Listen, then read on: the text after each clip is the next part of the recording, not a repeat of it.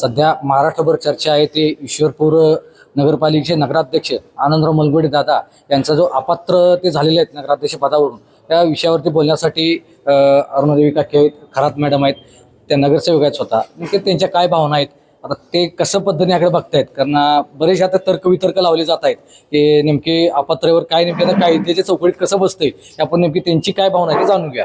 काकी नमस्ते. नमस्ते. सध्या पूर्ण महाराष्ट्रभर विषय जो सुरू आहे आता की जे आता नगराध्यक्ष आहेत त्यांचं आता अपात्र झालेलं असं तर जिल्हाधिकाऱ्यांनी घोषित केले, नेमकी काय सगळी सिच्युएशन आहे? त्यानंतर आम्ही निवडून येऊन जानेवारीमध्ये सर्व आपलं काउन्सिल आकाराला आलं आणि त्यानंतर कमिट्या वगैरे झाल्यावर मार्चमध्ये बजेट झालं आणि त्यानंतर उत्साहानं कामाला सुरुवात झाली.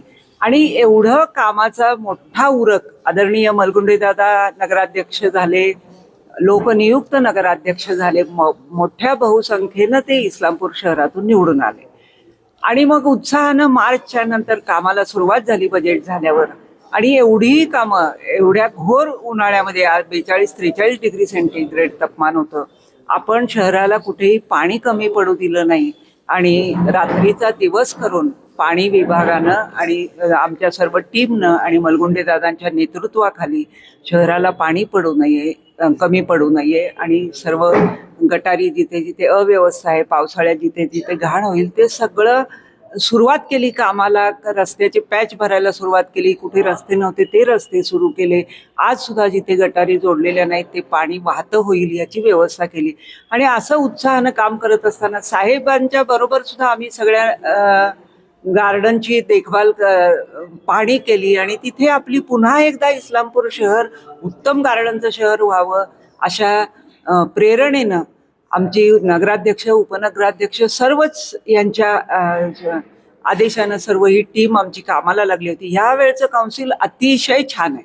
आम्ही दोघं तिघं सिनियर आहेत, नाहीतर सगळे तरुण मुलं आहेत आणि ही मुलं इतकी उत्साहानं आपल्या आपल्या वॉर्डमध्ये काम करतायत की हे बघून विरोधकांच्या पायाखालची वाळू सरकलेली आहे. आणि खरं म्हणजे या चुकीच्या तक्रारी झालेल्या आहेत. हायवे करत असताना जर त्या दादांच्या इमारतीची अडचण झाली असती तर हायवेवाल्यांनी नक्कीच ती इमारत पाडली असती. बाकीची घरं मागची पुढची पाडली, मग ती कशी नाही पाडली? तर आम्हाला हा निर्णय अतिशय दुःखदायक आणि दुर्दैवी वाटतो. आपण आता नगराध्यक्षपद सांभाळले, चांगल्या पद्धतीने आपण सांभाळलं होतं, त्यावेळेचं राजकारण आताच्या राजकारणात कुठेतरी असं द्वेषाचं राजकारण सुरू झालंय. बरोबर. वातावरणात खूप मोठा बदल झालेला आहे. पूर्वी आम्ही असं कोणाचं वैयक्तिक काही ह्याच्याशी भांडत नव्हतो किंवा आपल्या शहरासाठी विरोधक असू देत, सत्ताधारी असू देत, सगळेच जोमानं काम करत असायचे. ते कधी चांगल्या कामाला कधीच आडवे आले नाही. आत्ता पण हे तोंडानं म्हणतात आम्ही आडवे नाही, आणि आता हे नगराध्यक्ष अपात्रकरण करणं म्हणजे आडवं पडणंच आहे की नाही, काम चांगलं झालेलं असताना. तर दादा हे 32 वर्ष म्हणजे 2002च्या आधीपासून दादा नगरसेवक आहेत, शहरात काम करतायत. ही पार्श्वभूमी आणि तक्रार करणाऱ्यांची पार्श्वभूमी निदान निर्णय देणाऱ्या सरकारनं पाहायला पाहिजे होते असं आम्हाला वाटतं.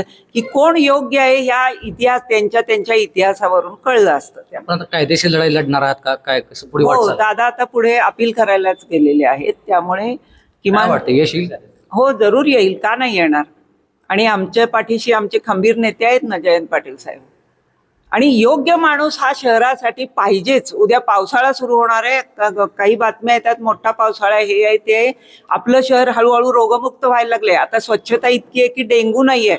आणि हीच टीम अशी कार्यरत राहिली तर आपण रोगराईपासून मुक्त होऊ. हा शहराला मोठा दिलासा आहे. आपल्यासोबत आता नगरसेवक खरात मॅडम आहेत. तर आता उलट असं विरोधकांच्याकडून सांगितलं जातं की 5 ते 6 नगरसेवक अजून अपात्र होणार आहेत.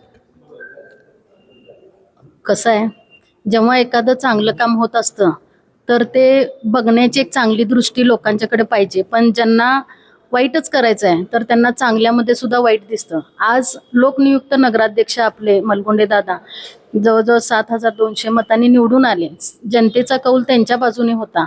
एवढं असताना सुद्धा म्हणजे त्यांचं जी वाहवा झाली किंवा कामाची पद्धत जसं काकींनी सांगितलं ते सगळं आता विरोधकांना बघवेना झाले. आणि कुठून तरी या कामामध्ये खोडा घालावा आणि या उद्देशाने आणि हे आलेली सत्ता उलटून लावावी यासाठी त्यांचे सगळे प्रयत्न चालू आहेत. त्यामुळे काही अजून 5 नगरसेवक, 7 नगरसेवक, 4 नगरसेवक कितीही संख्या ते सांगतायत, पण आम्हाला खात्री आहे की जेव्हा आपण फॉर्म भरतो नगरसेवक पदासाठी आणि त्यावेळेस तुम्हाला आक्षेप घेण्यासाठी मुदत असते, त्यावेळेस हे कुठं गेले होते?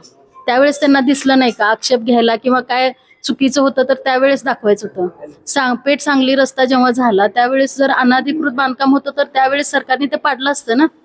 तुम्ही आत्ता कुठून उभा राहिला हे घेऊन?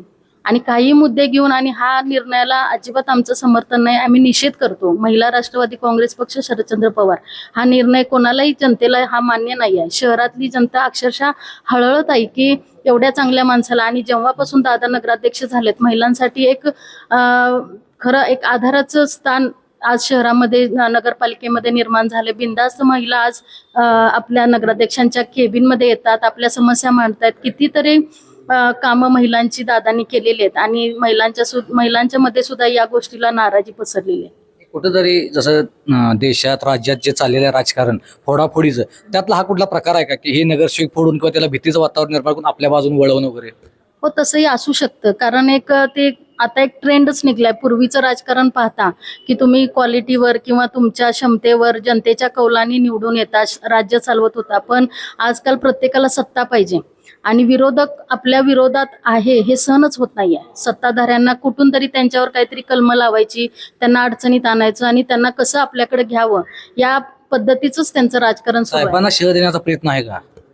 नक्कीच तसं असेल. त्यांना आज तुम्ही बघितलं असेल नगरपालिका, जिल्हा परिषद, पंचायत समिती, बाकीचे सगळ्या निवडणुका आज साहेबांच्या बाजूने, आज तालुक्यामध्ये साहेबांनी सगळ्या जिंकलेल्या आहेत आणि एक साहेबांचा दबदबा निर्माण झालेला आहे. तो आता पाहवत नाहीये.